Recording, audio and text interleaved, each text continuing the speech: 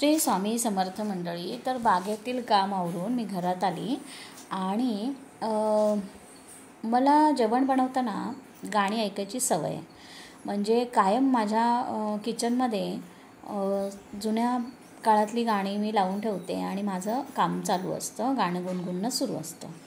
तर मला एवढंच वाटतं की अशा प्रकारे आपण जेव्हा मन प्रसन्न होऊन जेवण करतो ना, तेव्हा त्या पदार्थाची चव अजून वाढते आणि सर्वांना तो पदार्थ खायला घातल्यावर तो त्यांच्या चेहऱ्यावरचा जो आनंद बघायला मिळतो ना, तो आहाहा वेगळाच असतो.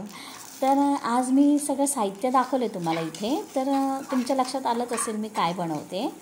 तर मटर पनीरची भाजी बनवायची होती आणि मी ही माझ्या पद्धतीने बनवली. हे बघा, त्यामध्ये मी हे सगळं साहित्य घेतलं होतं, जसं की कांदा, टोमॅटो, आलं, लसूण, कोथिंबीर, त्यानंतर खडे मसाले घेतले होते आणि थोडंसं तीळ आणि काजूगर घेतले होते.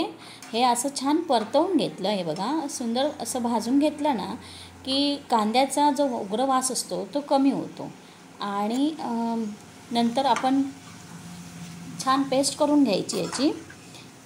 हे बघा, हे छान भाजायला ठेवलं आहे मी इथे. आता मी पनीरचे तुकडे करायला ठेवले होते. तुम्हाला जशी साईज हवी असेल किंवा जेवढ्या आकारात पनीर हवं असेल त्यानुसार कट करून घ्या.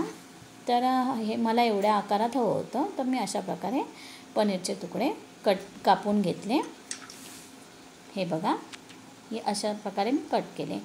तर सांगण्याचा उद्देश एकच की मन प्रसन्न ठेवून जर जेवण करायला गेलात ना, तर तो पदार्थ खूपच सुंदर होतो.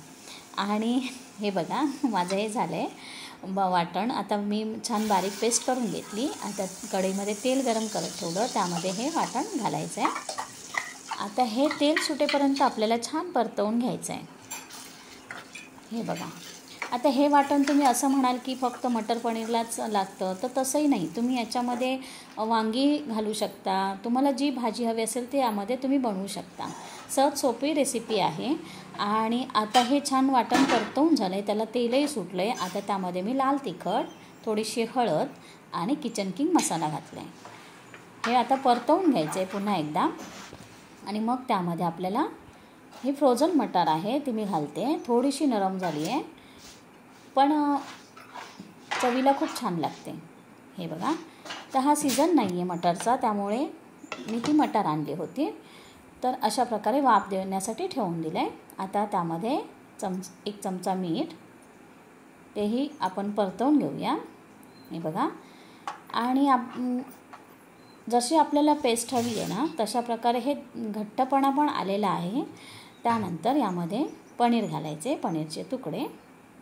हे बघा, कारण पनीरला शिजायला वेळ लागत नाही, त्यामुळे पनीर मी थोड्या वेळाने घातलं होतं.